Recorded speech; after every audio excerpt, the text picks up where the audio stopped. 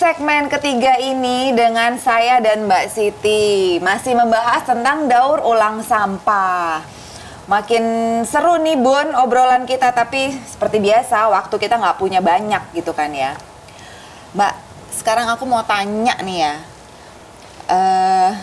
kenapa sih Waste Hub ini kok memfokuskannya untuk meningkatkan soft skillnya, lebih fokusnya nih ke pemulung gitu? Boleh. Nggak salah kan pertanyaan aku ya? Enggak. Kok senyumnya gitu? Kenapa ya?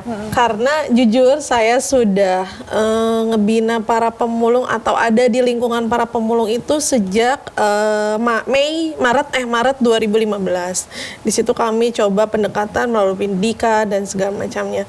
Dan di situ saya melihat banyaknya permasalahan untuk para pemulung, dari mulai permasalahan pendidikan, kesehatan, sama identitas. Banyak anak-anak yang putus sekolah itu bukan karena, sebenarnya harus sepele sih, kayak orang tuanya menikah di bawah tangan, terus mereka tidak ada identitas lainnya, dan akhirnya mereka memutuskan untuk tidak sekolah. Dan berangkat dari permasalahan itu, alangkah bagusnya kalau pemulung terus kita bina, terus kita bantu, karena pemulung pun ada berperan penting untuk lingkungan. Betul. Mereka itu garda terdepan loh dari lingkungan, dan mereka jujur paling jago untuk permasalahan pemilahan sampah. Merem pun mereka gitu, langsung beres sekali.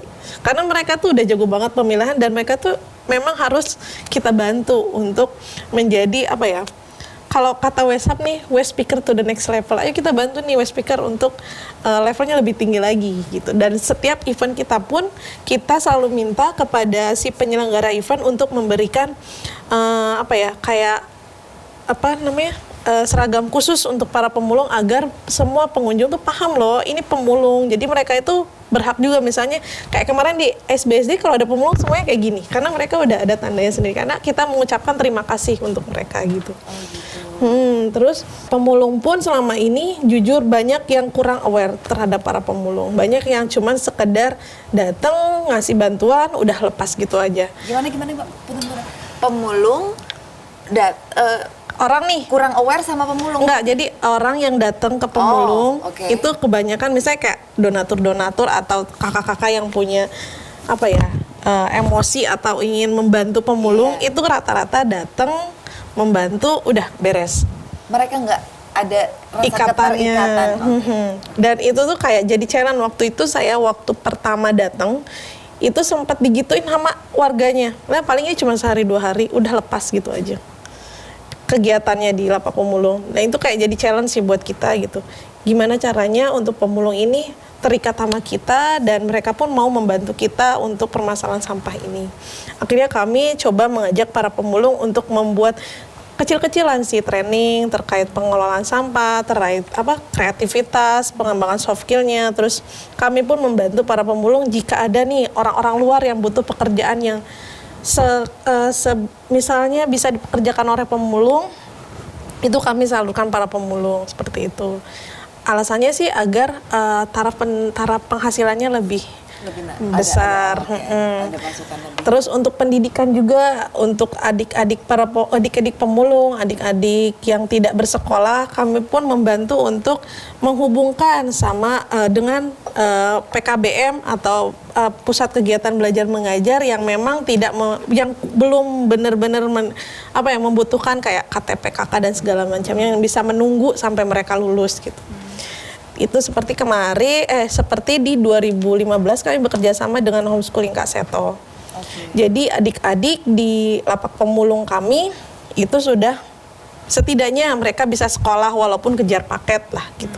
Secara free, gratis di homeschooling Kak Seto seperti itu. Banyak akses-akses lainnya. Kemudian dengan kesehatan pun banyak mereka pun yang tidak punya akses kayak BPJS atau segala macamnya. Ya karena masalahnya satu sih di identitas gitu. Dan sekarang di 2020 kami bekerja sama dengan Ikatan Pemulung Indonesia. Dan di situ mereka punya link kepada Kemendes, Kemensos, dan Kemenkes. Jadi untuk para pemulung yang kami bina atau para pemulung lainnya yang ingin mendapatkan akses kepada pemerintahan, mereka akan membantu. Seperti itu sih. Wow, luar biasa ya. Ini masalah anak jalanan aja bisa berkurang loh dengan program yang dibuat sama mudah-mudahan. Aduh, aku terharu banget loh Mbak dengar penjelasan-penjelasannya Mbak, ternyata ya gitu. Luar biasa Indonesia punya anak-anak muda Amin. seperti Mbak Siti dan teman-temannya ini. Nah, kalau nih misalkan aku mau join nih, terus ada bunda-bunda di rumah yang tertarik juga mau join, itu gimana caranya? Bisa? Bisa banget. Kami ada, kalau bunda-bunda punya Telegram atau punya Instagram, bisa langsung chat. Kalau di Instagram itu wastehub.id, @wastehub.id.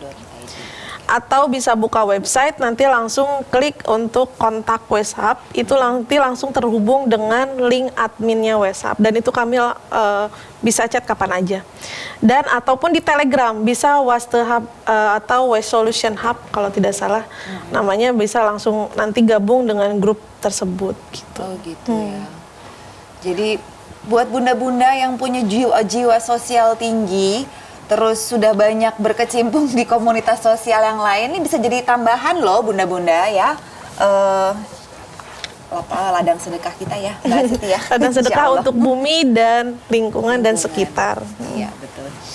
Terus Mbak Siti, sebelum akhirnya kita sudahi nih program kita hari ini, ada nggak pesan-pesan untuk bunda-bunda di rumah supaya agar mereka lebih meningkatkan awareness untuk lingkungan sekitar mereka?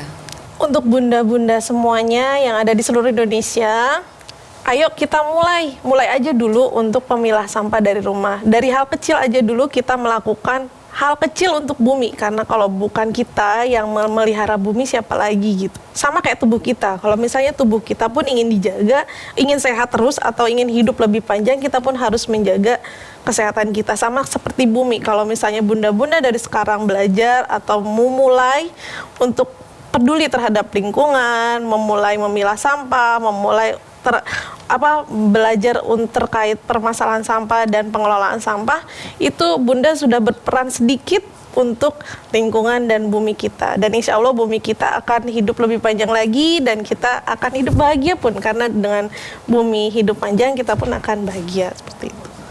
Lingkungan yang bersih, pasti kita juga sehat. Gitu kan ya Mbak Siti Iya, ya? Mbak. Nah bunda-bunda, 30 menit sudah saya menemani bunda-bunda di rumah dengan tamu saya hari ini.